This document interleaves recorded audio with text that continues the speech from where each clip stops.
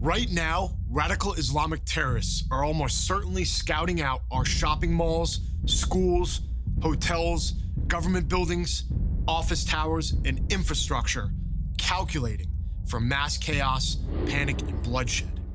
The next attack on our soil could come in a matter of minutes. I served as a SEAL for 12 years, and I saw this enemy face to face. Under no circumstances will they ever stop trying to kill us.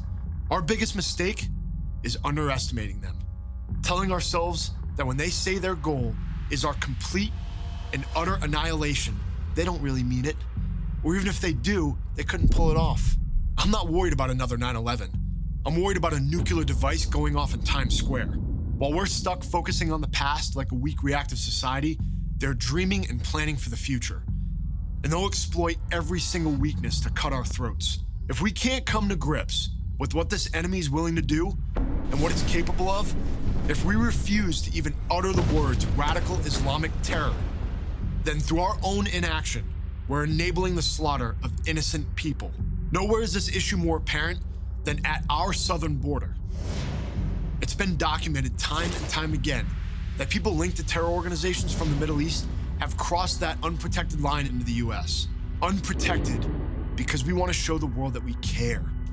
I'm afraid that our inability to think like our enemy will be our downfall. I know for a fact that Mexican cartels exert more power and influence over many parts of the border than our own law enforcement and border patrol. And if you don't think ISIS knows this, and if you don't believe that they're working to make a deal with the cartels to traffic their own foot soldiers and weapons into our country, you're not thinking like the enemy.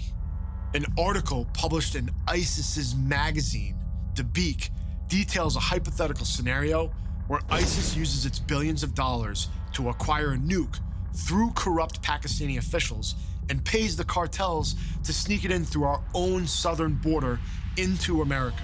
Of course, their intent is to do us the greatest amount of harm possible. If a terrorist or almost anyone wants to get into our country, they just pay the fare. And if someone wanted to come in here with nuclear material, it's a scary proposition when I think of this network.